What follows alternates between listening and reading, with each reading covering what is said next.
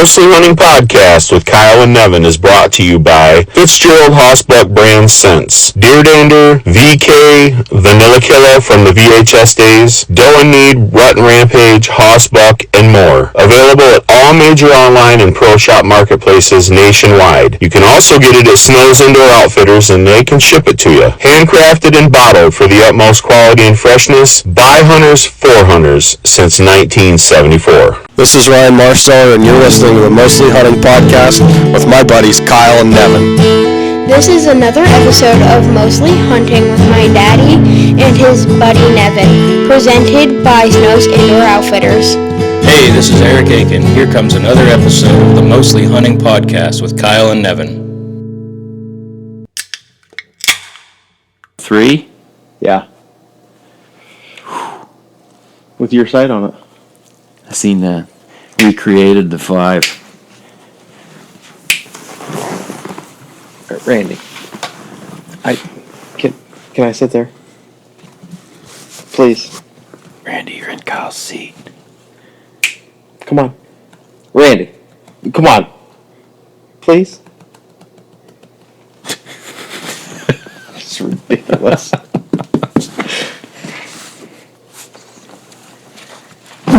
Okay, come on. That's better. You know, you're not supposed to let them jump up and down on couches. He's fine. It's bad for their backs. You're a big tough boy, aren't you? Well, when he's riding around in a wheelchair when he's older. I think he would love that. He'll get he'll get a wheelchair. Or Lucy will push him around in a wheelchair. My grandma's dog, wiener dog, had a little wheelchair that he just had little wheels. Yeah, you're gonna like that. You want to clap? You can clap. You got the clap. Clap. Go ahead. Wait. There we go. That was a good one. Thank you. Solid. Welcome back to the Mostly Hunting Podcast with Kyle and Evan and my brother Doug. We got another Pennsylvania deer slayer here with us today. Yeah. Been doing it for a lot longer than me and Kyle have. Because he's Yeah, old I'm as crap. I'm old. This is the guy that Nolan talked crap on the whole episode he was on. The entire episode. You know, I mean, he is a quiver off guy, so we gotta give Nolan that. I am. We are the superior race. No, you're not. I tried giving. We got stickers. Stickers. Mostly Hunting Podcast. Show the camera. Got a sticker right here. It says quiver on, quiver off. Check mark on quiver on because it's the way to do it. I sent Nevin a picture of it when I had him made. He's like, "Should we get some that say, check mark on the quiver off?" I'm like, "No, we're not giving them the chance to make them feel like they are right." Let them make their own stickers. Yeah. Well, there's also still a huge stack of them over there, so obviously they haven't sold very well yet. I will say that we are the minority, Nevin. I know. I've come to that conclusion myself, but I still can't figure it out. Because there have been so many situations where I needed a quick follow-up shot. For instance, there was a night that I was looking for a tree to hang a stand in on a field edge. I was walking up the field edge. I'd heard some noise about 100 yards in front of me in this red brush, a bunch of crashing around and stuff. So I kind of scooted a little closer to the woods and I was watching, and this doe come running out, and she circled out into the field and then went back in the woods, and here come a buck behind her. Nice buck, too. Mm-hmm. And so they went back into the woods, and they were kind of angling down my way, but it's a very thin strip of woods right there. So I'm like, if they come this way, they got to run right by me. So I inched closer into the brush on the wood line there, and I sat there with my bow, and I was ready. I had my release on and an arrow nocked, and I was sitting there waiting, and this doe comes flying by me. And I was like, oh, I drew back. She stopped when I drew back because she saw me. She looked at me real quick, took right off. And I was like, see him, he's just blundering down through the woods, just completely oblivious that I was there. And he was like probably 25 yards. So I went to stop him, and he kind of did like a stutter step on me, and I thought he was stopping, and I got a little, trigger happy. So I let one fly. It was just a touch back, I would say. Weird.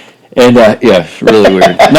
Not any Texas heart shots or anything, but yeah, it was just a little far back, probably 2 inches, 3 inches back farther. Anyway, it was guts. I would have been tracking them for a while. Had I not had my quiver on my bow, Weird. I'm like Robin Hood when it comes to the follow-up shots. yeah. I got to get good at it because I can't make the first shot.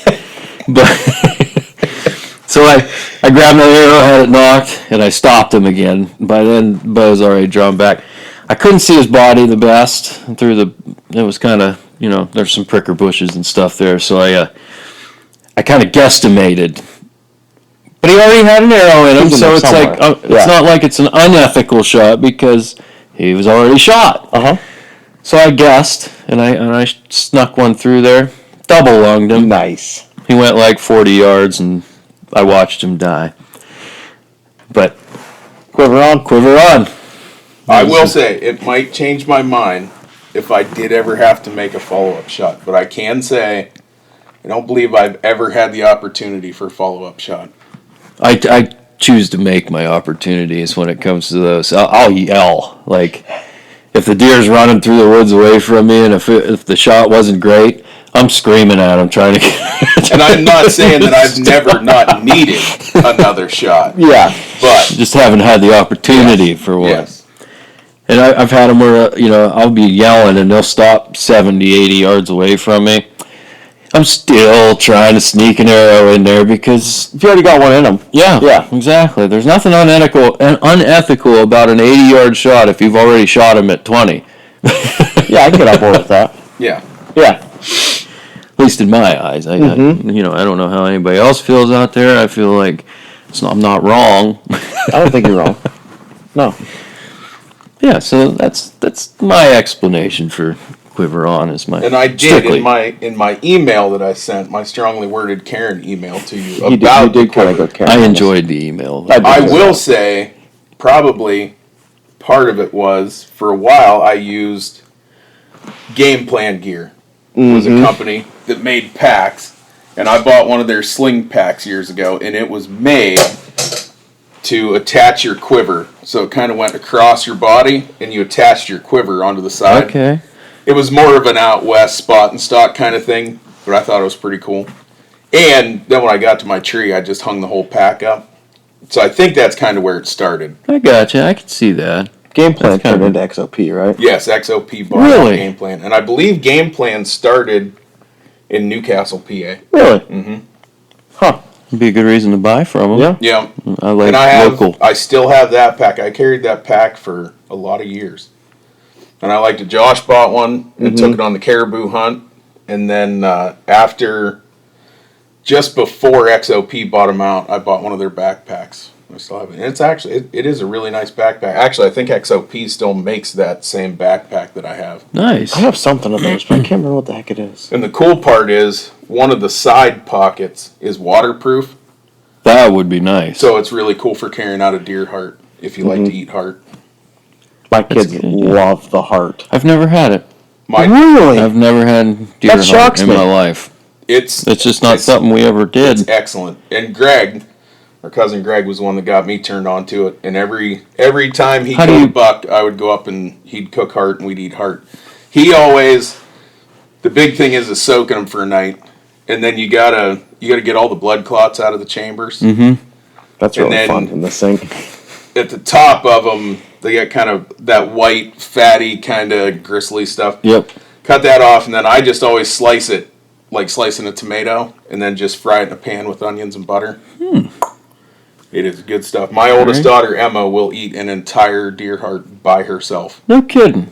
Yeah. Lucy and Noel That's freaking impressive love it. because like a lot of people out there don't have a taste for deer meat. And I'm guessing heart's probably a little bit It's, different as if far you as cook like the it right, gaminess. Or I will whatever. say, it doesn't have much of that, which I've never been able, like, oh, it's game, like we were raised, you were too, we were raised on deer meat. Yes. But it's a lot denser meat, but I will say it reminds me more of backstrap than It's anything super else. tender. Yeah. Really. And you don't want to overcook it. Yeah, it's like, Like medium rare. yeah. But it is, Well, I guess I'm gonna have to try everybody should that. try Well, it. if the good Yeah, Lord yeah. lets me Yeah. shoot a buck this year, which he's been really good to me throughout the years. So Doe heart tastes the hopefully- same. You can take a Yeah, doe. doe too. heart's still good. I typically don't shoot does until flintlock season, Okay. and then it's game on. Yeah. Like it is, I'm shooting as many as I got tags for. When we went to Idaho, Lucy and Nolan, that's first thing they said. Can you please bring the elk heart? You got to bring the elk heart back. I'm like, all right. How Well, big is an elk heart? it was so mine was jelly. I shot my elk right through the get heart, one right and I through felt super bad. Like I was kind of stressing about it. And like Dad killed his, and I think I'd asked him before he killed his, like, hey, make sure you try to get the heart if you can. And so then it was like that was the most important thing for me to get back to PA was the elk heart. It's like an and yeah, egg. it was yeah, it was I don't know like this. You think Yeah, they're pretty yeah. big. Pretty good size. Like a and- cow heart. If you've ever, I don't know if that's a good frame of reference. Maybe- If you've never seen a cow heart, I don't think I have But actually. If you listen to Jim Gaffigan, how they always compare medical stuff to melons, be like a small cantaloupe, Yeah. Okay. Yeah. All right, I got you. not shaped like a Put a cantaloupe. banana next to it for scale. Yes, yeah. Yeah, Emma's been mad at me. I haven't bow hunted the last 2 years. Life's gotten in the way.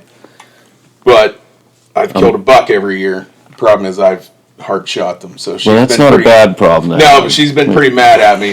That's the first thing she asked when I text her that I got a buck. Did you keep the heart? And I'm like, well, wasn't enough left to eat. So, In archer season, you can still salvage the heart. Rifle Yeah. season, Not they've much. kind of turned into jello. Yeah. Yeah. No, There's I no get salvage that. in it. But like it takes a while to clean it, and then cooking it is super quick, and then there's not much to it to eat it. So it's almost It's like having a squirrel. yeah. You know, not Yep. much Yeah. meat there, but Alex good. Does Melissa try it? no. Alex I think she tried it once and she's like, I don't need to eat it again. Yeah, Not any, Alex- and it's nothing with the taste. What's the texture like? Is it Dense. It is dense. Yeah, It's definitely different than any other kind of meat. yeah. okay? But it's tender. So it's not like liver where it's like I've never had liver. No, and it doesn't Well- taste nearly as bad as liver. right. does. I've had chicken right, liver, but liver's that not doesn't really great. Liver That is was- definitely not great. I've had beef liver, so like, but it almost has like a I don't even know how to describe it, like chalky. Yeah, no. Almost? Yeah. Yeah. Yeah, and I've had beef liver. I've never tried deer liver because I hated beef liver enough that. Yeah, But- I've never tried deer liver. I've had beef. Yeah, liver. but no, it's more of a dense, and I wouldn't say chewy. It's definitely But- like chewy, but it's It's a different. Okay. If you've it's ever hard to had, explain. Well, I'm just gonna have to try one this year and Yeah. figure it out. And hopefully, it's like the first day. and the worst part and the best part about heart is if you don't like it, you can toss it because most people just leave it in the woods. You don't have to anyways. feel bad about That's it. Yeah. true. Yeah. I've left. I don't even know how many in the woods. Right. So. Now, when you kill a buck, do you hang the nuts up in a tree branch? No, No. no, I've never. That's- I've so never done I don't that. I've heard of usually the. either, but I've heard of the it's- tradition. You Our know. family's always so. If you haven't killed a buck, say I'm in the woods and Doug kills a buck, I haven't killed one yet. You bite the nuts. Okay. Still on before you gut it or anything. Yeah, On the deer. they still have to Still be on the hoof. intact. It's on the Okay. hoof. Yeah. All right. Sounds And I like a thought- good way to get a tick to me. Well, you got to be careful. Yeah. You bite around the tick. Yes, you got to I watch. will say, this was one of those things. Let's see, I graduated in '99, so I was going to Votech, 10th grade when I started, and I thought this was something completely normal that everyone did. And one of my buddies at school, had got two of the kids. I think they both went to Conneautville, and And they didn't do. no, Oh, wow. that's what I thought. Very surprised. And I'm like, and they were cousins, so they had been together when the one had killed a buck. And I'm like, well, I think his name was Zach. I said, did you bite its nuts? And he's like, what are you talking about? And I'm like, so you kill a buck, like you bite his nuts, and then. So I got made fun of for quite a while after that because no one else had ever heard of this tradition. I went through The old that. nut biter. And now, like, our family, like, I have watched people physically fight over who got to bite the nuts so they could kill the next buck. Like, I've it seen work? wrestling match. Oh, yeah. It's usually Well, the I luck. mean, if it works, I've bit plenty of nuts, and I've killed buck directly after. Not that night, but, on the way out of the woods. yeah. there's it's- stories we can't talk about. Yeah. Yeah.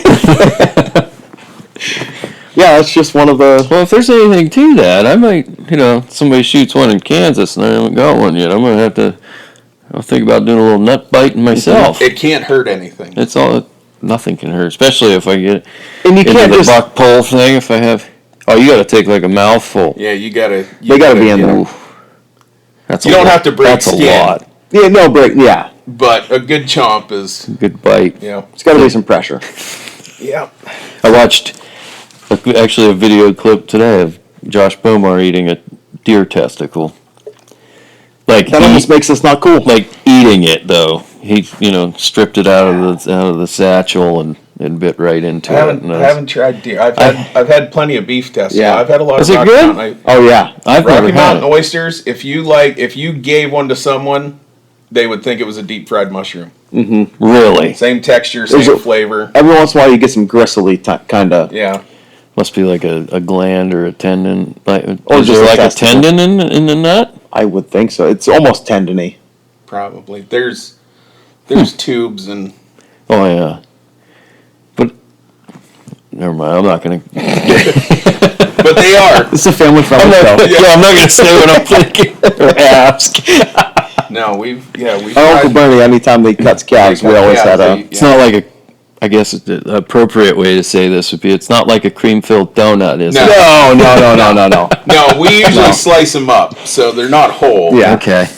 That's a lot to at one time. Not like a raw one. No. You wouldn't try that? No, probably not. That's what he cut the thing right out and just took a Well, chunk. he gets He views. said it wasn't great. I can imagine. He does get a lot of views. He's very popular. I know some people feel a certain way about him. I enjoy him personally. He's good at selling stuff. He I'll is, say that. he is very good at selling stuff. Like those beast broadheads, I watched him just abuse one. I know, I gotta- Like, it was impressive. He shot a cement block like 6 times before he broke a blade off the thing. And I gotta say, Yeah, there's. I'm impressed. He can burn a power stroke to the frame really Yes. good too. Yes, he can. accidentally. Yeah. For Yeah. maybe views. I don't know. God, when he listens to this, he's gonna be so mad. I at know, us. right? You think he's gonna listen to this? Levi Morgan, when he watches this, is going to call him and tell him to Yeah, watch it. well, yeah, they are best buddies. Yeah. Levi, I love you, man.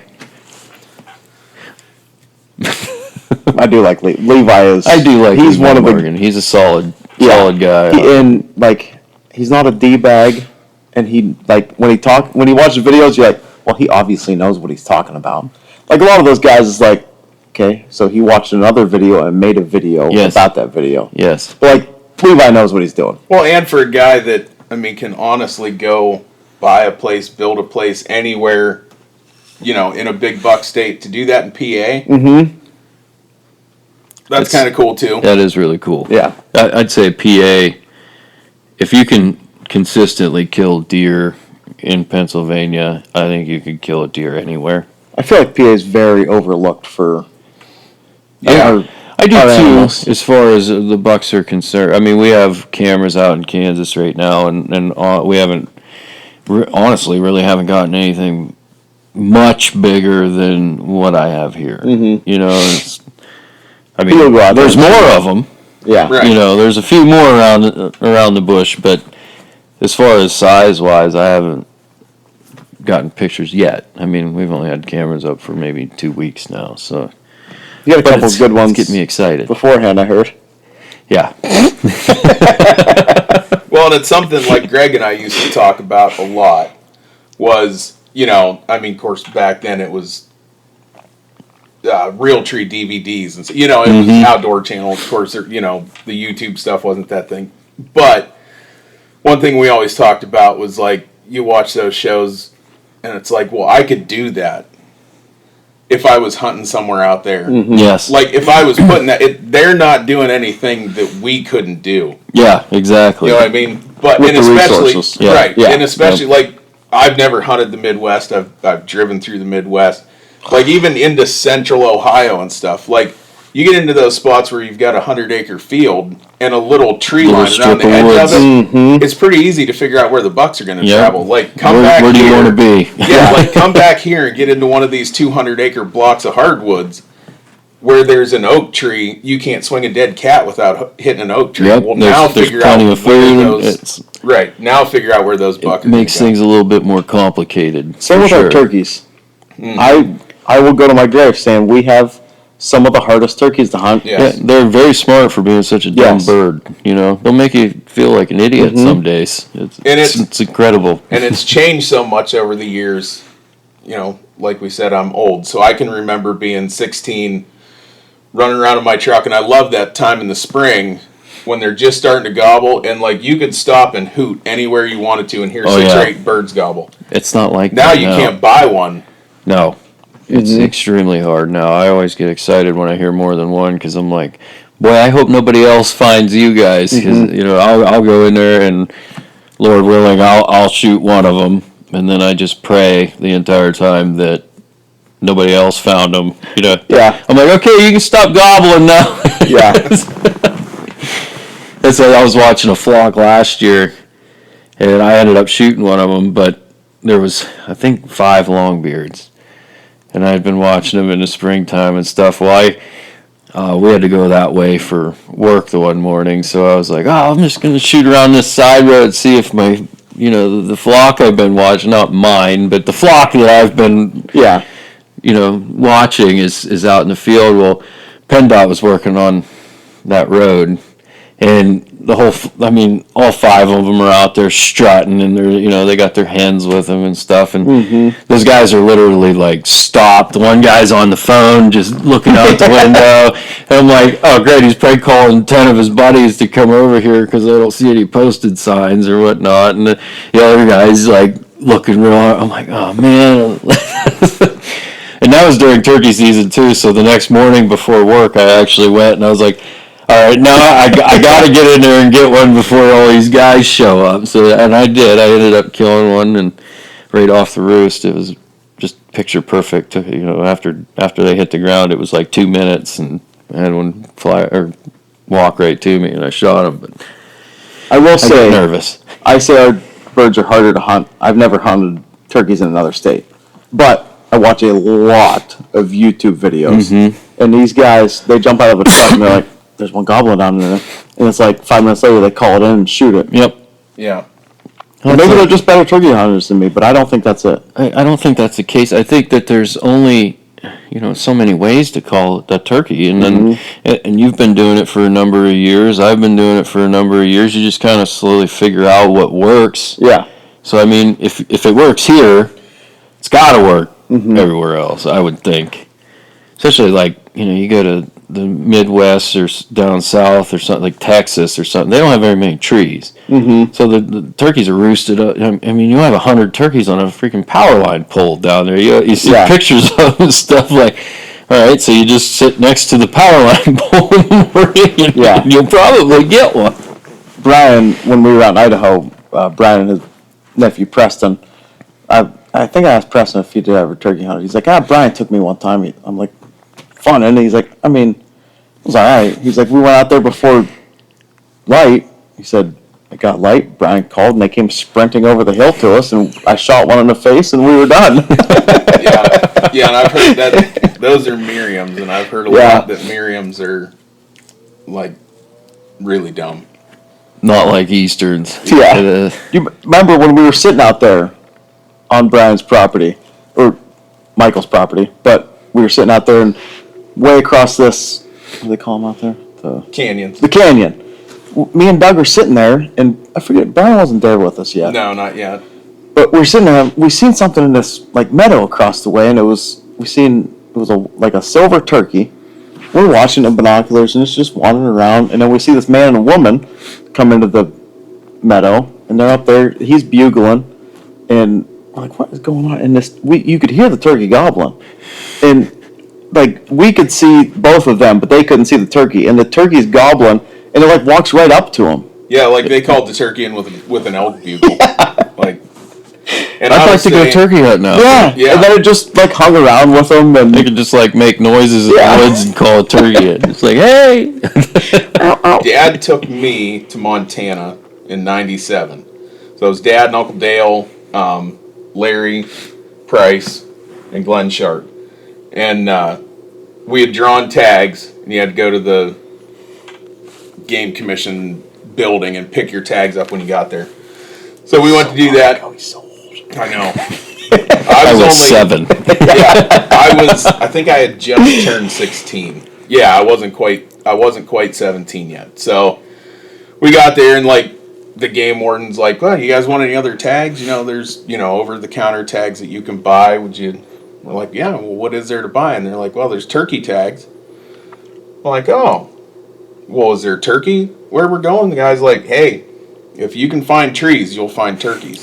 And we're like, it was like $10 for a turkey tag. So we're like, "Yeah, give us turkey tags." Why not? So, and at this point, like we just got into Montana, and we had another 5-6 hours to go, and we got to where we were going, and like where we hunted at, it was like a 2-track road. I think there was 4 ranches on that road. It was 68 miles from Jordan, Montana, and it was nothing. And we hadn't seen a tree for 150 miles. And yeah, we're all like, well, if we see some trees, we'll find these turkeys. I think I saw 2 standing trees, and we cut one of them down because we got out there and started unpacking, and like it was the cliche, like we got out of the truck and asked them guys, like, "You want to unload the firewood?" And they're like, "We thought you guys brought the firewood." So we had no firewood. So the first night we had taken a wall tent, and so we had the wood stove in there, and there's not a stick of firewood within 100 miles, and like it was cold. And we're like, "What are we gonna do?" So they're setting up camp, and I went around and picked up sagebrush, and that's what kept us. Yeah, it burns fast, and it smells like cat piss. So, well, we drove around the next day looking for stuff, and we ended up finding this tree, and we cut it down, chunked it up, threw it in the truck, and we were driving back, and I'm like, "Do you know how many people are going to be lost in eastern Montana from now on?" Like, all the directions were go to the tree and turn left, and we just got the tree down. Like, You're going to see 2 trees. When you get to the second tree, turn left. You're going to drive 200 miles before they see another one. yeah, that was an interesting trip. Talk about the coyotes. Oh yeah, so we had just that was around here. That was like right when coyotes were first showing up around here. Like, I had never even seen one before, and Dad and some friends of ours, we'd gone hunting a couple of times, and I had bought a coyote howler. So I asked Dad before we were leaving. I'm like, he's like, "Yeah, take it. We can shoot coyotes." So where we were, I mean, the eastern Montana is flat. Like, the only deviation in the land is down. But there was these huge, like, gravel piles. I don't know what they were, where they came from, but there was one out behind camp. And it's probably, 30 feet tall. So the first night, I'm like, "Should I go try, call some coyotes?" And Dad's like, "Yeah, sure, go ahead." So I climbed up on top of this thing, and I hit that coyote howler. And I'm like 60 yards behind camp in the pitch dark. I get up there and howl on that thing. And I'm like, "Oh, there's one." And there's like 100 coyotes open up around me. And like, I ran back to the tent. Not doing this. And those things carried on for like an hour and a half. And finally, somebody shot like 4 times, like a ways from us, and they all shut up. So the next morning, I think the next day was the first day that we could hunt. And we'd hunted and come back to camp, and these guys came rolling in. They were from Minnesota. And they were friends with the ranch. We were on BLM land, but there was a fence right there, and it was this ranch down the road. And they were family with them or whatever, and we were talking. And like, they got out, the first thing, like, "You boys need any Amen oil?" And it was a bottle of peppermint schnapps. That was their Amen oil. It's like 8:30 in the morning. Good guys, Yeah.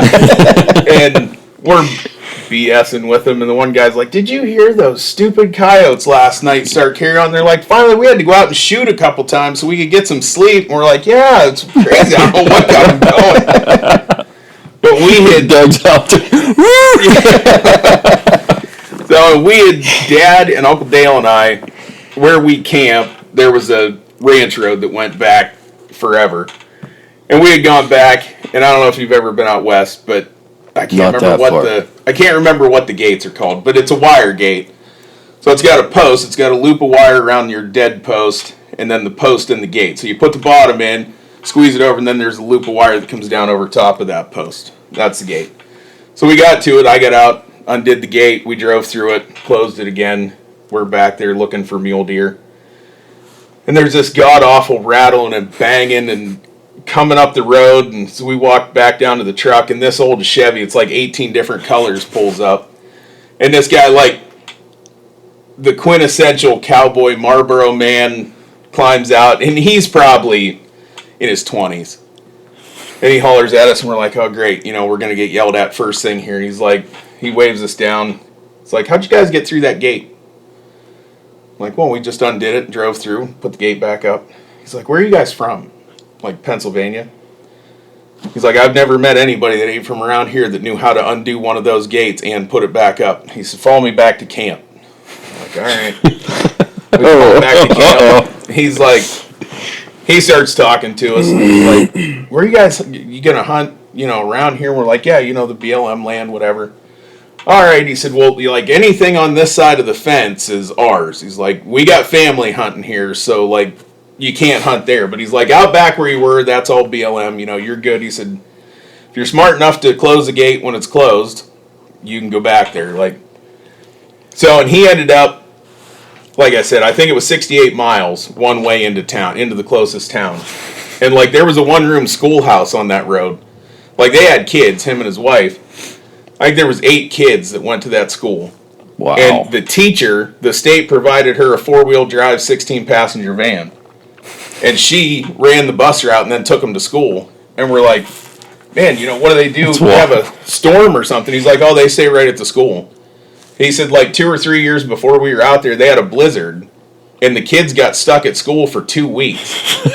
He said, finally, he said the teacher, I can't remember if it was a radio or I don't think it was, maybe it was a satellite phone at that time. I kind of doubt it. But he's like, finally, me and one of the neighbors had to pack up horses and pack supplies into them, horseback one day, because they were running low on food.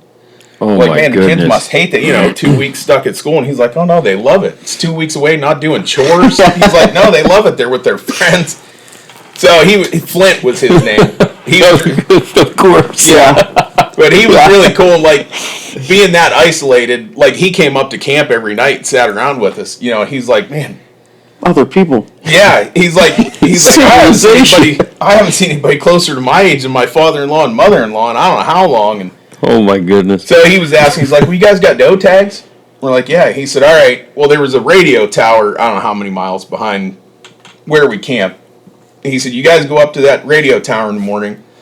So when I go down to get calves in, there's always a pile of doe down there. He said, they run up to the radio tower, wait till I'm done, then they come back to the pasture. He said, if you stand at the radio tower, you kill a doe. So Dad and I went up there, and we could hear him. He had this old Suzuki or Kawasaki, like 150 4-wheeler, no muffler. Like, we could hear him. And he's down there just ripping and ripping and ripping. And finally we can hear it's getting closer and closer and closer to us. And he comes riding up to us. He's like, them doe must be able to smell you. He said, I cannot chase. He said, I've been down there chasing them for 45 minutes. They won't leave the pasture. He's like, if one of you wants to shoot one, get on the 4-wheeler. I'll take you down and you shoot one. So Dad's like, well, get on and go with him. He said, you go kill one. I said, all right.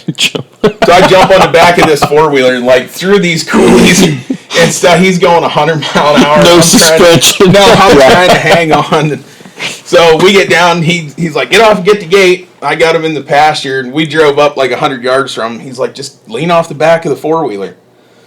He said, there's a yearling right there on the end. He said, shoot her. So I got ready. Right when I squeezed the trigger, she turned to jump the fence, and I shot her right in the hindquarters, like flipped her over. Familiar. Yeah. I'm like, he's like, you shot her in the ass. And I'm like, I see that. Sorry, Flint. He's like, all right. He says, I got to feed calves. He said, you got a knife? And I said, yeah. He said, all right, see you later. And he left. And I'm in the middle of BFE, Montana, by myself. I don't know where No cell Dad phones. is. He said 97. Yeah, No, nothing. 97. There was nothing. There's nothing. So I'm like, okay. I got a knife. I've never slit a deer's throat before, you know. Like, all right, I can do this. So I get up there. He's like, whoop. He's like, just go slit her throat. I'm like, all right. I go up, and I got this. I bought a Western fixed blade knife. They were called Westerns. I bought it, you know, to go out there. Real nice leather wrapped handle. And I get up there, and this it's a family-friendly show, but she's like, and I'm like, Oh yeah, I'm sure everybody out here is familiar with I'm that. like, okay. It happens. So I get her, and I did the job, and it was not pretty. That's the only deer I've ever cut its throat. I'll never do it again. Bullets aren't that expensive. Right. So I'm like, okay. So I gave her a few minutes. I'm like, all right. And I think I had gutted one deer by myself before this. So I'm like, big sky country. I'm standing under this big sky with my knife and all alone. And I'm like, well, I can do. I'm not going to go get with Dad. a dead deer. Yeah. I'm like, I'm not going to go get Dad. I can handle this. So I get her legs apart, and I get down there, and I stuck her, and she came back to life. Oh no! Flailing, and I grabbed my gun. I shot her again in the head. I'm like, okay. Floats in the patch or what? Yeah. I'm like, all right. So I stuck her again, and I don't know where I shot her when I shot her in the head, but I didn't hit her in the head. She came back to again. And that time I got her finished off. So now I'm like, I'm completely out of it. And I'm like, I'm going to go find Dad. So I start walking towards the radio tower. I get to the radio tower, and Dad's not there. Oh no! I'm like, so I'm like yelling for Dad, like, Dad! Yeah, Dad! You sound like a wounded animal out there. But I'm like, I don't know what to do. I don't know what I'm gonna do. So I started walking back towards where I knew we'd park the truck, and finally I see Dad and Uncle Dale coming with the 4-wheeler. Dad came out. He's like, You guys had your Moto 4 out there, didn't you? So he's like, Dad's like, well, I heard you shot a couple of times. Did you kill her? I'm like, I think she's dead now. I think. He's like, did you get her gutted? I'm like, no, not yet. So I'm telling him, he's like, tried. He's like, let's go back down. We'll get her gutted. So we finally got that all taken care of. But yeah, for a little bit there, I mean, it was like Dances with Wolves. Like, there's all this like waist high grass, and I'm just by myself. I'm like, I don't know where I'm at, what I'm doing. But yeah, that was a fun trip. I ended up killing my mule deer buck, I think the second to last day. And Glenn's in a wheelchair.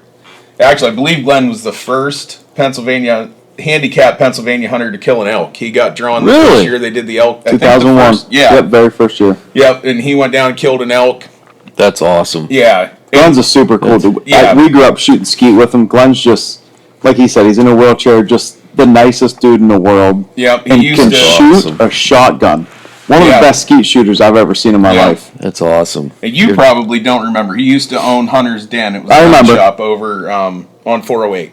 Okay. Just off of 408 and 77 towards Townville. Yeah, because I remember a couple times, like, I didn't really realize, Dad was friends with him, but, like, I thought it was normal to go to a gun shop and shoot guns out the back door. Like, hey, can I test fire it? Like, he'd let Dad walk in some other. Yeah, can I shoot this? Just out the back door. Yeah.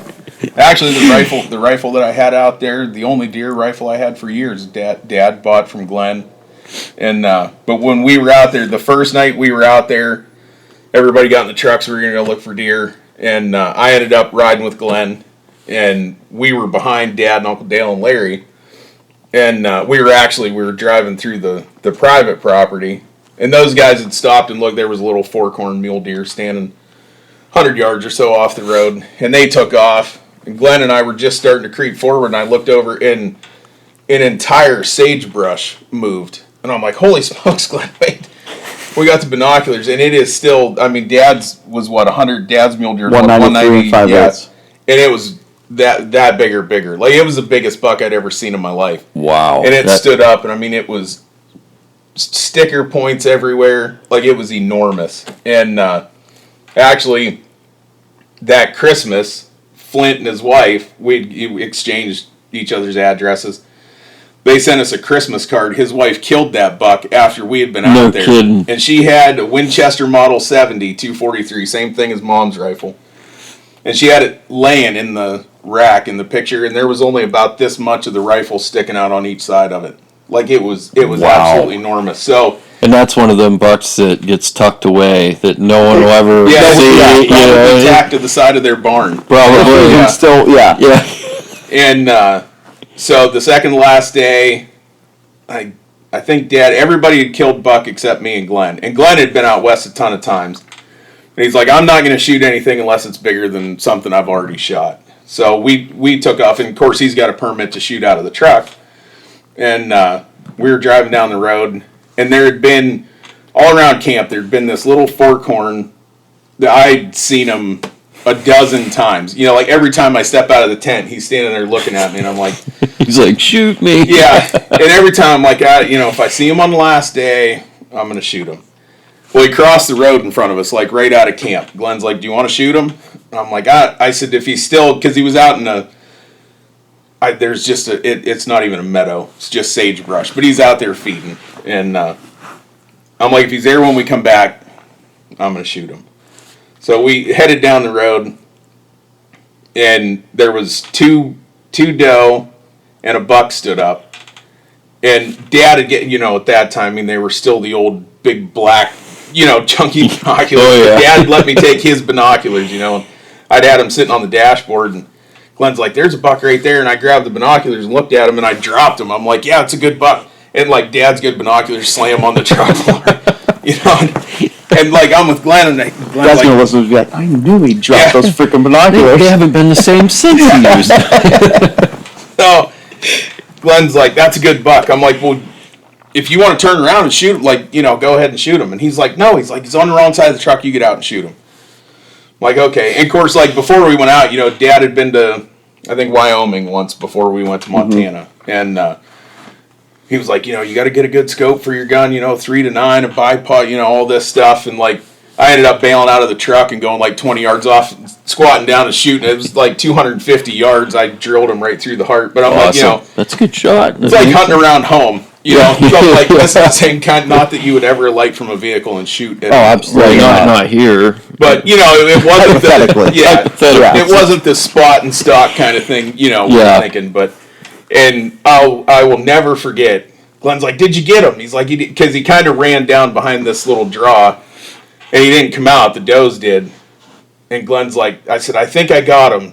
And I turned around and tell Glenn that I thought I got him, and he's like, rooster tails. Down the road, like, whips it around the road. He's like, I'm going to get your dad. And he brings back to camp. So in that one, you are by yourself. That one was dead, and I got it myself. I didn't have to do any throat slitting or anything like that. But yeah, that was my time out west. And then we went to Idaho. You guys talked with Brian about that, and that was a super cool trip. That was fun. One of my favorite stories was, I think it was the Wyoming trip you were just talking about with Dad. What was that, like 93 they went? 92, I believe. 92? Yeah. Dad always... I was 2. I was 3, yeah. Dad told me a story. They found a rancher out there that took him around. I believe they stayed. I think they paid trespass fees to him and actually stayed on his ranch. But Dad's like, I think it was him and Uncle Ray, I don't remember exactly, but they were, with the rancher out bebopping across the prairie in this truck, and they were antelope hunting, right? Antelope and mule deer, yeah. But he pulled up, and he's like, all right, get out and shoot that thing. Don't shoot through the hood of my truck. They're like, all right. He's like, no, I'm serious. And he's like, look. And yeah, there was holes in the roof of his truck that other people had shot through it. No, seriously. Yeah. So he just does that with everybody that comes Evidently, finds out there. All right, shoot him. Well, I do have to, Dad, you were talking about Dad saying, the binoculars, this thing, we're never right again. So this is another old person story. But Dad had bought this 78 Chevy, and it had an extension cord, like the cheap brown extension cords stuck down underneath the dashboard. And like whenever we went spotting, oh, yes. we had this spotlight, which the spotlight was, honest to God, it was a Lifetime soup pot. The plastic handle, and it had an aircraft landing light in it. Like they were homemade things, So it had a little 2-prong plug on it. So Josh and I one day, of course, Dad's at work, and we're pissing around, and we're out in the garage, and Josh always, that's our middle brother, Josh. Josh always wanted, like, anytime, we got to play hunting. I'm like, oh, I'm so tired, tired of playing hunting. But we played hunting, so we're messing around. Josh is like, let's play like we're spotting. And I'm like, all right. So I grabbed the spotlight and just plugged it into the 110 outlet in the wall. And it was like, poof, like a flashbulb. Got really bright for a second. Both of us are like... And then it wouldn't work, so we just unplugged it and hung it back on the wall where the spotlight always hung. I'm sure it's fine. And this is like in the summer. We put it back. Of course, neither one of us said anything. And it's getting fall time. Dad's like, "Hey, let's go spotting." And we're like, "Yeah, all right." Me and Josh are like, "Well, obviously it'll work when you plug it into the truck, Yeah. Dad plugs it into the truck, and he's like, Click, click. "It's not working." Josh and I are both sitting there like, "That's weird." Oh, why that? And Dad's looking at us. He's like, "You guys messing with the spotlight?" I'm like, "I don't think so." Like, "Did you plug it into the wall?" I'm like, he's like, "Did it get really bright for a second?" Yeah. Yeah, for 1 second. Yeah. He's like, "I guess we're not going spotting tonight again." So that was kind of the end of that. But yeah. Gonna have to get a new spotlight now. Yeah. Pretty sure Uncle Ray still got some of those spotlights. Yeah, I'm sure. We still had some we were using them up until I was probably 9, 10, probably somewhere around there. We had a couple of them. Boy, were they bright. Ours didn't have the plugs on them, but we alligator clips onto the battery, Yeah. so it was like a whole menagerie when you go spot. You'd pop the hood, hook it up, and run it into the cab, and it was quite the process. Now I have a remote controlled one. You have my remote controlled one, you son of a so-and-so. There wasn't a name written on it. Uh-huh. The REA had some left over. No, not that place. Oh, yeah, that doesn't exist anymore, so Right. it's... That's another way that you can tell you're old around here, is if you say REA or Everybody's REC. already, in my family has always called it the REA. That's what I've always That's called it, what I've yep. always called it. Yeah. But, yeah, Nevin sent a picture to the one group chat. I'm like, hey!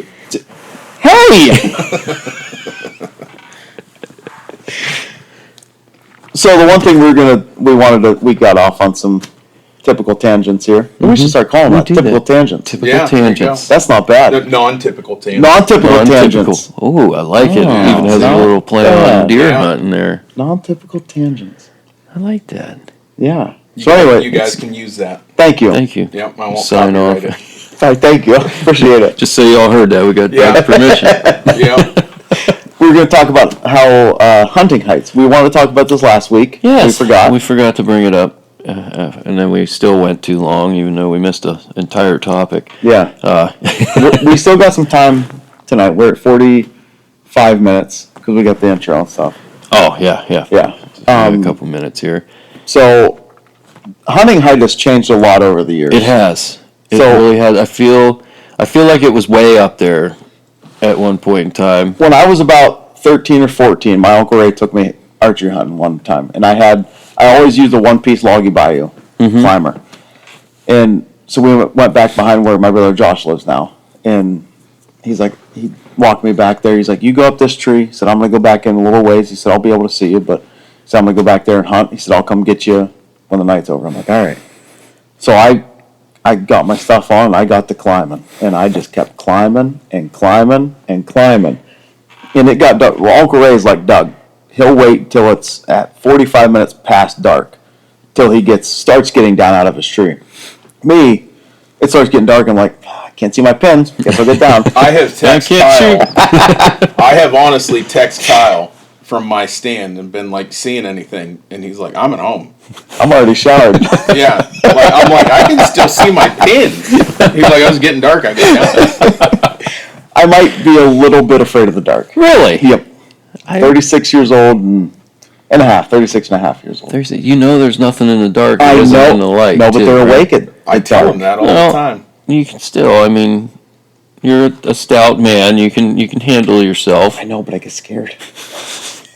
He just sent me his Instagram the other day and said, "Would you?" What are you scared of happening? Nothing. Like- I know there's nothing there. I understand that. 110%. I know It there's is nothing weird that's though. gonna get me. Like some mornings, I'll be sitting there and like as it's getting light, you like look and you almost see like faces and stuff in the trees, and you're like, "What is that?" But you know it's just the tree that just has a weird shape on it. In the dark, it looks funny. It's like lighter colored and it kind of looks like a face, and you're like, "Is there someone standing there watching me?" We talked last week about how if we like mornings or evenings. I like evenings, but I like mornings. I can walk into the woods in the dark, no problem. It's walking out. that gets me. So anyway. Do you walk in like, I'm coming, you better leave if you're here? I have a gun and a bow. But no, anyway, back to the story when I was 13 or 14, Uncle Ray took me. So it got dark and I could see his headlight coming through the woods, and I was still being quiet. He had told you not to get down until he came and got you, right? He said, do not get down until I come back, because I was so young. So I could see his headlight over here, and it's over here, and it's over here, and I'm like, what is he doing? And finally gets close to me, and his headlight, I might have said something to him, and I was like 40 feet up in this tree. He couldn't find me because I was so high. I was like, you told me to keep climbing until I couldn't. I'm like, I got up there. You're clear at the top of the Would have been a 60-yard shot if it was under my tree. I am guilty of climbing pretty high. Mm-hmm. With a climbing stand, yeah, I could get pretty high. And like, I got my first 2-piece climber a long time ago, and actually, I was still hunting with the old Hoyt Rebel XT with the 9-arrow quiver. With the 9-arrow quiver. Oh yeah, I love a full quiver. Josh and I hunted together that night down at Houston Road on Uncle Ray's property, and I think Uncle Ray had a stand hung that Josh went and got, and of course I wanted to try out my new climber, so I climbed up this tree. We hunted for the night. Time to get down, and I, 2-piece sit and climb. I put the top down, sit down on it, and I'm like, I felt weird. And I got the bottom down some. I put the top down again. And I'm like, why will it not go down far enough? Like something's not right. And I looked down. I did not take a bow rope with me that night, so I had a carabiner that I clipped my bow onto. Well, here I had squeezed it between the top and bottom, so when I stood up, it completely unstrung itself. This is the first night of season. I'm like, oh, that's why. So I just dropped it. Yeah. So then I just dropped it then. I'm like, well, what's going to happen to it? I just dropped it. So actually, the next morning I came down to Indoor Outfitters and got it restrung. Kyle was not old enough to own it then. Rich was still here, but...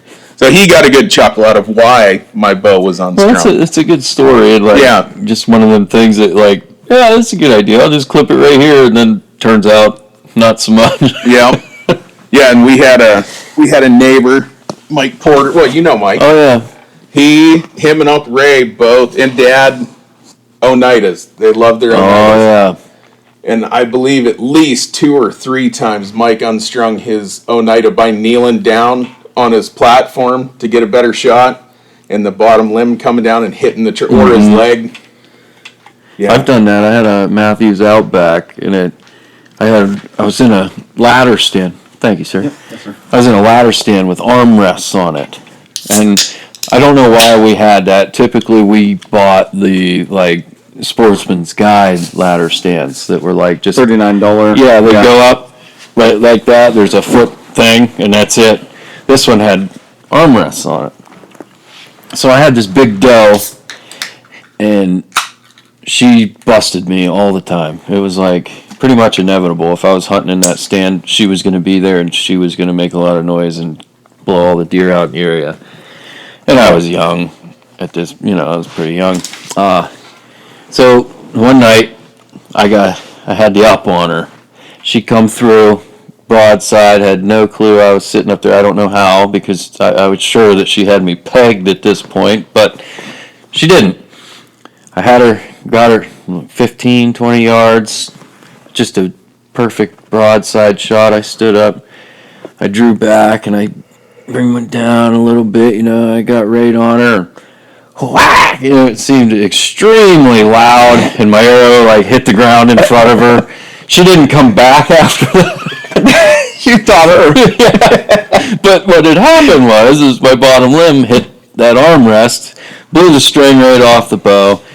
I believe I went into the old Indoor Outfitters too and got it restrung. It actually cracked the limb, and Rich was able to get me new limbs for Shout out Indoor Outfitters. Yeah, big shout out. So he got me hooked up. I didn't even have to borrow a bow, I don't think. He had it good in a couple of days. We still do our Awesome. best to get you up and running a couple of days. Just gonna throw that out there. 30 years of tradition, carrying it on. But yeah, as far as like the height, where for me it's a situational Yeah. thing, I guess. If the property around me allows it, I guess it's where I see the best. Like, I'll momentarily pause on my way up the tree. I tend to be a little on the lower side, but like hunting like thicker stuff, you kind of got to be a little bit lower. And then there's just sometimes you don't have any other option but to hunt low. Like in Kansas, for example, there's not a whole lot of trees that are, suitable, especially on like fence rows and stuff like that where they typically will go through. So like where I was at, and this was when I killed the big one out there, I was on a fence row.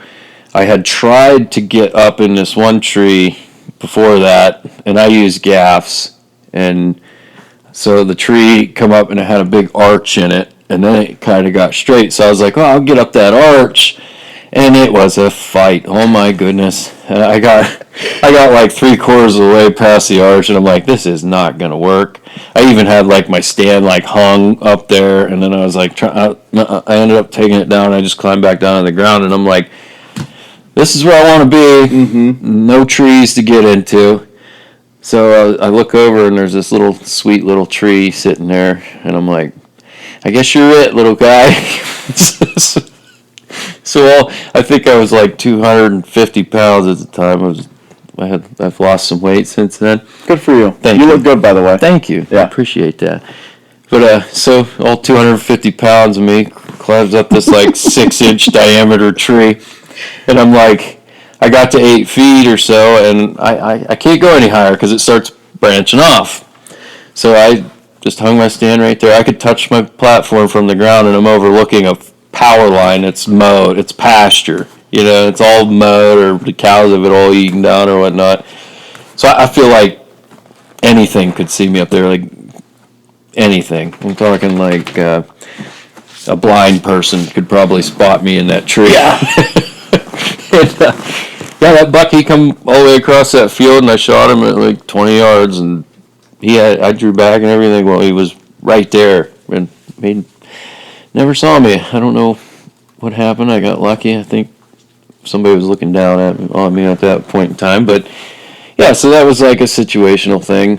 Sometimes, I shot a buck the one year with Dustin, and he had us about 30 feet up in the tree. I almost died hanging the stand. We'll talk more about that. I almost cut my thumb off too while I was trimming the tree out. That was blood everywhere. Dustin's got to be on one of these weeks. I know. I have so many stories with him, and they're good, but he can't seem to stay up late. It's too late for him, What is it, 11 o'clock? It's almost 11. Yeah, most of my stands, I'm a big stick and stand guy. So I usually buy 20-foot sticks, and I would say my platform's usually at like 16 to 18, because I leave enough stick I can climb up past my stand and step down into it. Now, when we were kids,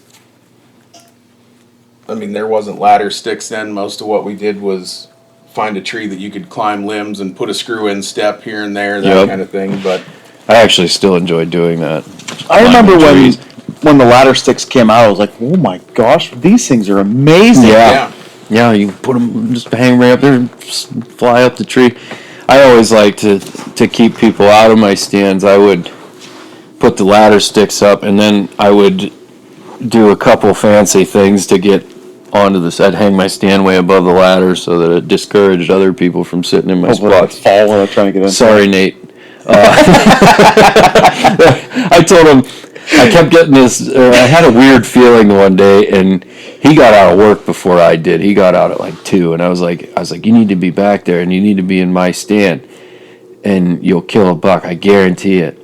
But he got to the stand, and he's like, climbed like part of the way up the ladder. He looks up and he goes, "Oh," climbed back out, went and sat somewhere else. He's like, "I'm not getting in that stupid thing." And so I had a trail camera right there, and I went and checked it the next day, and at 3:30 that day, really nice 8-point right there. I was like, well, you missed out on this one. I've heard the theory the last few years that deer, we've been hunting out of stands for a lot of years now, people in general, that deer have become accustomed to looking 20 to 25 feet I've in heard a tree, that too on different and podcasts. people that hunt 8 to 12 feet. Or in the prime zone It's because like they get just not- overlooked. Yeah, Maybe you should go to 35. maybe. Mm. Ah. And I will say the most scared I've ever been in a tree stand was with this idiot. What was that, like 4 years ago, 5 years ago? Something like that, yeah. I had killed a buck with a bow. So the first day of gun season. I'm not afraid of heights at all. And I'm usually not either, especially not in my climber. Like, I got a 2-piece climber. I know yeah, you're in still, there. Yeah, like, I feel pretty safe. So he wanted me to stand with him. So we went back and found this tree, and I'm like, how are we going to stand together, like, with 2 climbers? Like, so we decided to put my bottom part on, and then his bottom part, then my top I was part. still on my one piece. And then- You can climb together. Yeah, so, and why we picked that, I don't know. Of course, and like we said, we both go high in the climber, so we climbed a long We were ways. up there. And, like, it was cold. But, of course, you're climbing, so, get up there, put your clothes on. Whatever. I think And it was he was during in- the Saturday, first day Saturday, wasn't it? Yeah, I think so. Yeah. So it was. You had that recent. Ruger American. Yeah, it was probably 2016 Yeah. or 17 because we went to Wyoming. Is this one of the ones where I've seen a backpacking pictures? No, that that's was a when we different went. time. No, that's this we did was, a backpacking this was just trip. around. It was Okay. right over by Josh's house. Yep. But, Maybe that We was got- from bear camp. yeah. It could have been. No, It was on- that was gun season when we packed in and stayed in. Yeah, we That did was- a pack yeah. in first day. So we get to the base of the tree in the dark, and we're getting ready. He's in a 1-piece climber, so he doesn't have a bar around him. The night before, or a couple days before, we went and put our stands at the bottom of the tree. Right. And I've said before in previous podcasts, I never wear a safety harness. Yeah. So yeah. we're and Guilty Like he's as got to well. climb into my climber, then up onto his platform. So he gets on the platform, and I get strapped into mine, and I'm like, "Where's your harness at?" And he's like, "I didn't bring one." And I'm like, "You're gonna hunt out of this with no harness?" And he's like, "Yeah, no, it'll be fine." We were at 30 feet Yeah, at anyway. least. And like we were also like it was the only tree in this opening, so it's catching all the wind. It was windy up there. And like we get up there, and I was scared. I wasn't scared for me. I was scared to death for him the entire time. Like I didn't even want to stand up because this tree shook so much. And like I'm sitting there because I wasn't hunting. I was just sitting, and like all of a sudden the whole tree is shaking. And I'm like, "What are you doing?" Like I didn't want to turn around because of course he's like this way, and we're. I'm not gonna watch him fall. I'm like, what are you doing? He's like, I gotta put my coat on. And I turn around and he's like, half in his, he brings a pullover coat. Like it's not even just like Cabela's pullover. yeah. He's like fighting to get. I'm like, would you please just sit down?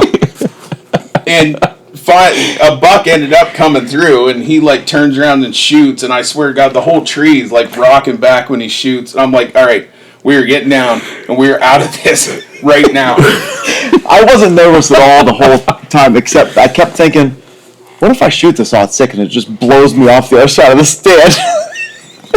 Well, actually, where that stand isn't too far from that 2-man ladder stand Yeah. Uncle Ray put up a couple years ago, and he calls me. He's like, "Oh, I'm just sitting up here. Why don't you come sit with me?" Yeah, this is right. a good one. So I go walking back, and of course, Kyle's the gearhead. I'm second place, but like we both always carry a backpack of stuff. Like, so I go hiking Between the back. two of us, we could stay for a week in Yes. a 3-hour sit in RGC. Yeah. Which I will say, archery season. I'm not that changed bad a lot. at archery season. Yeah. Archery season is the one thing where I'm pretty pared down. Like if I don't need it, it doesn't go. But I do always carry a backpack. But so I get hiked back in. It's not far off the road. I get back there, and he's like, "All right." He's like, "We'll climb up." Oh, did I send my backpack up? I think I sent my backpack up to you on your bow rope or gun rope, whatever. And I start going up the ladder. And all of a sudden, the whole thing, like, I'm right up against the tree, and I look up, and he's like, the platform's facing the ground. He's like holding on like this. Well, here, it was one of those ladders. It was a gorilla. Yeah, it doesn't have Gorilla. the brace. It goes back to the tree. It's supposed to have the truss deal. The gusset. Yeah. Well, when Uncle Ray and them said it, they didn't get the ladder out far enough away from the tree. So with his weight on the platform and then me against the ladder, it just folded it inside out. So he's like, I'm trying to push the ladder back out and it won't. And he's like, I think I'm going to get down. I said, yeah, I think it's probably a good idea. Or no, you didn't have a bow rope. You had to throw your rifle down to. Yeah, I did. Yeah, he's like, well, I didn't bring a bow rope. And I'm like, and like they're trying to claim, he's like, I don't want to mess my rifle up. So he drops it too. He's like, you got to catch it. So he drops it out. I did unload it. Don't drop it. But yeah, Uncle Ray wasn't real impressed with us. We had to text him and tell him his new stand was turned inside out. Did feel bad. Yeah, those things aren't cheap either. Those man stands. I think a cheap one's like $200 and some. Yeah. Yeah, sorry. He was still working at the time, so he was. Yeah, he was hauling logs. He was hauling fine. Yeah. You gotta come up this side, buddy. Makes me think of one time me and Kate were archery hunting together. She was hunting, I was done, so I was just going with her. And we were walking around trying to find a place to sit. I had a blind and stuff, but we couldn't really pick a spot. We kind of were like bickering about like where to sit and whatnot. That's the worst, trying to figure out. Yeah. It was like, I don't know, So we were walking, and her sister has a rifle stand, and it's a 2-man stand, and it's only like 2 sections of ladder. It's real short. So I'm like, all right, do you want me to hold your bow for you while you climb up in there? No, I'll be fine. I'm like, okay. So she's climbing up there. She gets to the top, and granted, she's only 8 feet off the ground or something like that. And she gets to the top, and she like reaches and loses her balance and swings off to the side. She's hanging from the stand. And I'm like, oh gosh, I go running up there. I go running, and I just grab her around the waist like this. She's hanging from the top, and I was standing on the ground. I just grabbed her like a kid and set her back down on the ground. Okay, I got you. Yeah, it's okay, we're fine. but like it was like she wasn't gonna get hurt. She wasn't high enough, but like it was that feeling like it's a tree stand and she's falling. I'm like, nah, it was like it was very scary for a second, and then I realized what exactly was happening, and I'm like, I just kind of laughed about it. Yeah, it's kind of like robbing a men in tights when Little John's drowning in the. Yeah, in the tiny stream. It's not the Mississippi. So I guess we kind of got off again there. So we all kind of hunt at different heights. Yeah. I think different situations call for different. Yes. Different Well, heights. I don't hunt out of a saddle. You two do. So how high do you go in a saddle? I find How high as your boyfriend wants to go? Such an idiot. Yeah, typically I ask him before we make the initial climb. Yeah. He usually sets his platform about 4 to 5 feet lower than mine. Come on. Dustin, yeah. Yeah, that sounds about right. Be about eye level there. Yeah. Not really. How high do you go with the saddle? Because I don't. I usually get around 17 because I don't use 8ers at all. I don't feel like messing with them. Right. So 4 sticks with my short little legs. Really, you don't feel like messing with more stuff while you're saddle hunting? Yeah. No, I like to keep it simple. Yeah. But like when I get up in the stand, I usually range the ground, and it's usually around 20 feet. So my feet are like between 16 and 7. I'd say that's a typical sit. I'll get anywhere. I use my gaff, so I can go as high or as low as I want to. It's not, and it's extremely fast. I just free climb up, hang my stand. I know. I really want to get some geckos. The carbon fiber geckos. Yeah. One of these years I'll get some. Here's something I want to know if you two remember. This is old guy stuff again, but the old Cabela's catalogs. Do you remember the gaffs that they used to sell in Cabela's? Mm-mm. They were only about... The sport climbers. Yeah, they were only about this high, and it was like a piece of angle iron. Yes, I do. With a couple spikes off the side? Yeah, it was like just a piece of angle iron for your hook. Mm-hmm. I want to say that I remember it. Like I can picture in my And, like, head they were what just they look like. Velcro. Like, I worked at Hazlett's for 4 years climbing, so, like, I've worn gaffs and saddles and the whole deal. And, like, I know what it's like climbing with properly adjusted gaffs. Like, can you imagine? No. Just around Nope. your ankles? I That's would what- love to know the statistics on the amount of people that died Right. or gaffed themselves. Like, they were not tree length either. Like, they were like pole length little, like, I've climbed in pole gaffs in a tree, and like you really got to set them in there, or else you're gonna kick out, and it's not pretty when you do. Yeah. like I'd I scrape would myself have up loved to pretty good. see a guy that, like, bought those, and that was the greatest thing, and tried hooking into a shagbark hickory Yeah. the first morning. Yeah. It's like ice. Yeah. They make those sport climbers now. They sell them on Amazon. I just seen a pair for sale on Marketplace in Sagertown. Oh. Really? Yeah, What was they're it? like real short, 71? those real short ones. But they were. I feel like I'd roll my ankle or something. Like Yeah. they just seem so short. Yeah. Maybe they're okay. I don't know. The one, I think it was the first, maybe the second year I was saddle hunting. And I went out and there was this real nice clearing with a ton of deer trails through it. And I was like, I need to be on the edge of this.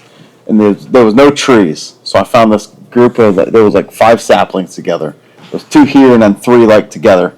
So I put my sticks up this one sapling that was maybe 3-inch diameter. And I got up there and I put my platform up and I put on the thickest one. And I was like, all right, I'm just going to swing out to this side. And I swung out to the right and the tree went like this. And I was like, oh my God. And it swung back in and I grabbed the other 2 like this. I was like, holy crap. So I had some paracord in my 3-day hunting pack that I had for 2 hours. And I paracorded all 3 together and I sat there for the night. And it was perfect. But that's just a little, you can hunt it anything. It was so scary though. Well, I'm talking about backpacks, because you do need to have Josh on sometime. But Josh, our middle brother, he's like the most minimalist. Like, he found those little rubber loops that go over the top of a water bottle with a carabiner. Yes. And like that was like the greatest thing ever. Like, I could take water with me now. So, like, everybody, we go hunt. Everybody likes to make fun of me and Kyle because we got backpack. Oh, how long are you going hunting for? But I say it every year. Like, when we go to bear camp, everybody makes fun of me that I got a big backpack until it's time to head out in the morning. Like, hey, can you throw this in your pack for me? Can you throw this in my? Can you put my coat Can in you take this from me? Like, No. yeah, I tell Josh all the time, you don't need a backpack when you have someone with a backpack. That is true. Yeah. I'm guilty of the minimalist stuff. I often find myself freezing. Josh loves to. He's like, I don't need to take all that crap hunting with me. And then, like, I don't know how many times he's called me, hey, killed a buck, bring me a knife back. Like, I am so guilty I'm like, of there's that. a difference in being, like, minimalist and, like, just not being prepared. Like, Yeah. I'm also an Eagle Scout, so I do live by the motto, be prepared. Like, but yeah, Josh one night he shot a doe. Oh my goodness, this story Across the is road. awesome. Across from my house, he calls me, hey, I killed this doe. Sure, she went down. I'm like, all right. I said, well, I'll get changed. Come help you look for her. He came to your house, didn't Yeah, he? he's like, I'll come over to your place. Wait till you get ready. I'm like, all right. So I don't know. Went upstairs, the back room where I keep my stuff, whatever, to get something. I come back up and he's sitting at my kitchen table and he's like writing. I'm like, what are you doing? He's like, I just fill my tag out now while I'm here. I'm like, What do you could do? she's like, you gotta wait until we find the deer. No, she's down. I know she's down. I'm like, all right. We looked for that deer till like midnight that night. Never found her. Looked all half the next day. I'm like, how's that tag? So, and he ended up, of course, he's so cheap. But Josh? Yeah, Josh. But I shouldn't say that. He's not cheap. He's frugal. He ended up calling, I can't remember if I think they went to bear camp that year, and they were talking to, because if you go to bear camp in Pennsylvania, the game commission is going to check you. So make sure you got everything with you. And I think the game warden's like, you got your doe tag in here, like it's filled out. Like, he's like, well, I filled it out before I actually found her, and like, so I'm not going to use it. I just stuck it back in there. The game warden's like, well, go to the courthouse. They'll give you another one. So he was like, "That's the greatest thing ever." So yeah, he went to the courthouse. And He did that 6 times that year. Yeah, No, I'm kidding. So like I was gonna I filled it out and I thought I killed and the actually, I deer. think that was the year. I think that was the year at bear camp. Game warden got done telling him that. Said, "I'll turn around. I'll pin your hunt license back on." Yep. Or no, it wasn't that year because his doe tag was in there. So no, it was a different year. But yeah, that game warden didn't. That was back when you still had to wear them on your back, and didn't get the pin put back together right, and he lost his license on the next hike we went on. Well, wasn't it his license like 4 or 5 years they found? We were hunting the same spot. Might It have was been. at I can't remember now. Casey Cheney. Might have been. I know we found somebody. It might have been Jeremy Stafford. Might have been Jeremy's, yeah. Yeah. Josh was. He. There's a lot of stories that I wish we could tell. Yeah. Not for any reason we couldn't. Just he was on. We're running out of time. Yeah, we're touching an hour and 15 minutes. Oh, Lord, right now. yeah, we are. This might be what was our longest one before I don't this? remember. Got to be close. Hey, speaking of hunting stories, that girl that I sold the raven to, Yes. she killed an elk. Did she? She killed a bull. That Yep. is awesome. Yep. I'm waiting Was for she her. the first? She was not the first. It was a 14-year-old girl. Yep. Yep. And Greg Ritz, Still, it's awesome. he's got a TV show. I forget what it's called. Yeah, I just seen something earlier. Sorry, Greg. When you listen to this, I apologize. I can't think of your TV show. Someday you're going to listen to this. Yeah. Probably. I mean, it's Monday. Probably Wednesday. I'll listen to it. Probably. No, He killed a real nice bull. Archery. When I saw a post. I can't remember who posted it now. It was on Instagram. It wasn't his because I don't think I follow him. But it was him. Maybe it was the PA Game Commission site. Might have been. But it was an absolutely enormous bull. Someone else had killed, but he was kind of showing it for whatever on his site or whatever. But it was, I think it was non-typical. It was enormous. I think he said they figured it was between 420 and 430 or something like that. It was going to score. That's a monster. Like 300 is a big bull. Yeah, and it was a 10 by 10. Jeez Louise. So But that girl that I sold actually, Dad sold the cross. I'm taking credit. Dad sold the crossbow to her because I had something going on. I think Nolan had a baseball game. But she was with the same outfitter as Greg Ritz. Oh, no kidding. Yep. Oh, if you go to Cambridge Taxidermy's Facebook page, her picture is on his Facebook page. Okay. Yep. I'm surprised I didn't see that because her picture was real blurry. It was a whole like a Collage? a collage. That's the word we're looking for. Yep. Well, that's super awesome. You're a part of that story now. Me and Keith. Crossbow from Snows. Yep. Raven R10. Yep. That's so pretty cool. cool. I don't know if she would have been the second female with a bow. Yeah, it's super cool that 14-year-old girl killed one. Yeah. That's awesome. Yeah, that's And awesome. Imagine being the first female in Pennsylvania to kill one with archery equipment. We just went down there this last weekend. We seen 2 real nice bulls behind the store. We didn't go out looking a whole lot. We were only there for 2 nights, but yeah, 2 real nice bulls. I put it on one of my Instagram. I did see one on a picture. I think it might have been Facebook. But yeah, I mean, how many years have we been going down there? I put on my Facebook post like close to 3 decades. It's got to be close to 30 years. It's been a long time.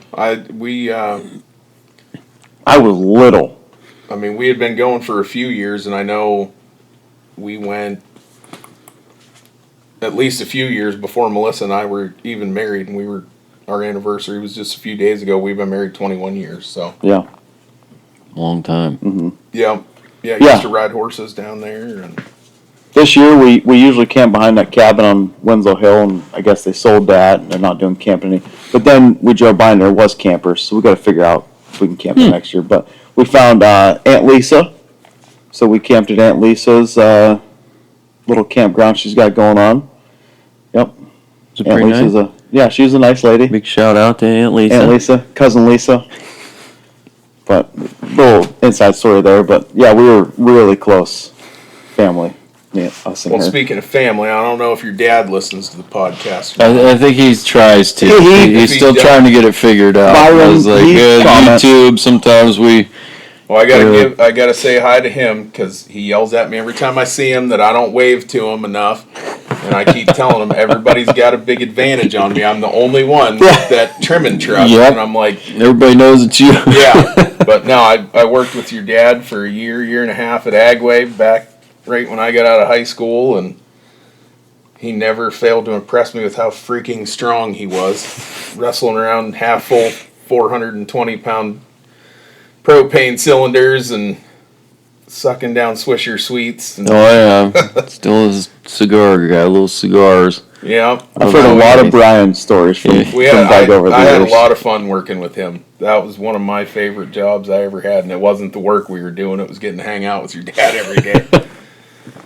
Introduced me to AC/DC. Oh yeah, that was Nolan started listening to AC/DC. No because way. of Iron Man, because in the movie it's all AC/DC basically, and he was listening to Shoot to Thrill one day on his iPad, and he's like getting real into it. He's got like he's mean mugging and shaking his head, and I was like, I just sat there, I looked at him, I was like, Grandpa Brian's gonna be real proud when he hears about this. You know, I was never. I mean, we were raised on 80s and 90s country music, and I still hate classic rock to this day. But he used to quiz me riding around in the truck. He's like, "Who is this?" And I'd have to tell him what song it was and who it was. Yep.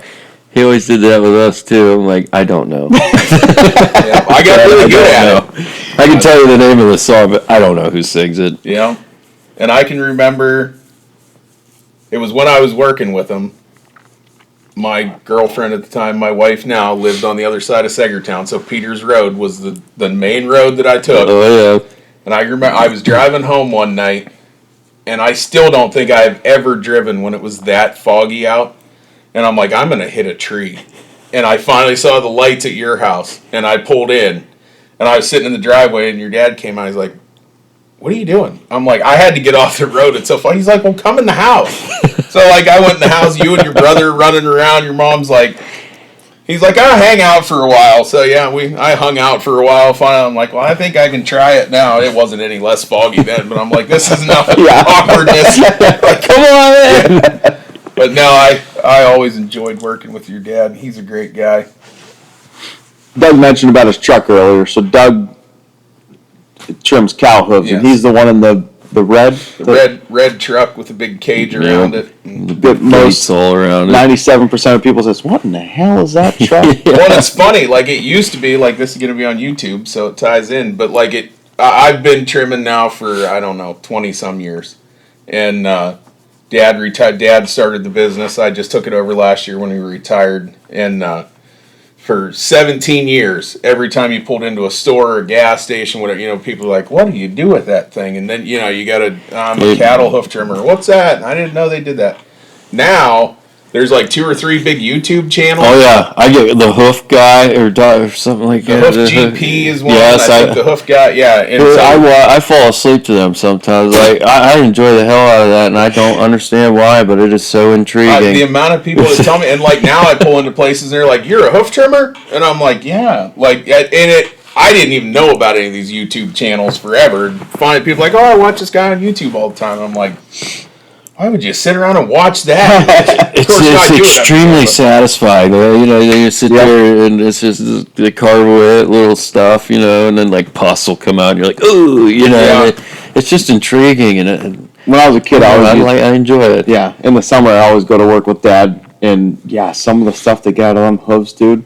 I mean, there's like a pile of tapioca pudding on the ground. Oh my gosh. Yeah, and it's funny now the amount of people that know, and everybody's like, well, you need to start a YouTube channel. I'm like, I ain't got time to do all that stuff. Yeah, sit there and film it and explain stuff. And Plus, I'll tell you from experience, it's really embarrassing making videos. Yeah. Especially you on the dairy farm with old 65-year-old Elmer. That's the thing. Like I take pictures and videos. You get a nasty foot court because like Josh has got a pretty. Josh is like, he's always been cool, gutting deer, all that kind of stuff. Don't bother. I send him a picture of a pussy, nasty foot squirt. He won't watch any videos I send him anymore. So I send him to Grace and make her show him. But yeah, like it's funny. He can't handle that. But yeah, I've got a lot of videos and pictures that Definitely see a lot of stuff on the. But like where I was going with that. I get my phone out to take, and like guys get real nervous. They're like, "What are you taking pictures of?" because for a while I'm not turning you in or anything, man. Well, like PETA stuff. They're like, Yeah. what do? You can turn me in. I'm like, no, just It's take documentation. pictures. Yeah. Randy. Got a little fight going on over Yeah, here. Randy and Lee are. Little wrestling match. But we're at an hour and 20 some minutes. Yeah, all right. I guess we probably ought to. We ought to shut Probably it ought to down. wrap It's like you guys have been going way too long. I'm sorry. We'll I try to know. cut We it back, we but- agreed to the half hour, 45 You might minutes. as well just go full Joe Rogan and do 3-hour podcast. I don't know if people would make it through 3 I hours. don't think so. Not with us idiots. Yeah, they might. If Doug was It's hard on more to say. often, maybe. But Yeah. Have more interesting stuff to talk about. This will probably be one that I don't listen to. There's nothing Nevin's never listened to one. Well, there's nothing I can't. hate more than listening to my own Yep, voice. I so can't- I probably cannot won't stand it. listen I to this feel- one. I do well, I don't know if you can call it editing, but I do the computer stuff to put it onto the interwebs, so I have to listen to some of it. Well, I'm sure that my children are going to make a ton of fun of me because Emma, I believe, has watched every single episode. Are you serious? I love that girl. I catch her That a is lot awesome. of times, like, because I got to go past her bedroom on the way to our bedroom, and I catch her a lot of nights. I walk past, and I'm like, what the hell is Kyle doing here? Looking, I'm like, what are you doing? Oh, watching the podcast. So yeah, she Awesome. doesn't have any interest in hunting or anything, but she likes watching the podcast. Supporting so. Uncle Kyle. Yeah. I tell my nieces and nephew that I not allowed to have favorites, even with my own kids and all their friends and nieces and nephew, but Emma's pretty special. to She's me. up there. Yeah. Yeah, you should live with her. Yeah. Knock her down a couple of pegs. That's it. She keeps me humble.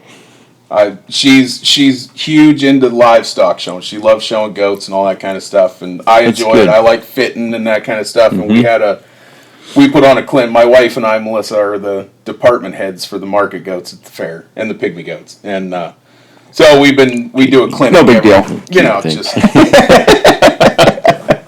people know me, but In the goat community. yeah. But we've been trying since we took it over. We've been trying to do a clinic every summer, just to get the kids more education, whatever. So this year I had a couple of kids from down Volant, PA. I mean, those kids have been showing since they could walk, and they were cool enough to come up, and they brought a friend with them that he's a really good fitter, and two of them, him and the other kid, they both had Sullivan Supply makes these backpacks for putting your clippers and adhesive and that kind of stuff in. And I'm like, that's pretty cool. And I was telling Ava, my youngest daughter, when we got home, she's the one that she always supports me in anything, and I'm like, you guys ought to get me one of those backpacks for Christmas. I'm like, that'd be pretty cool.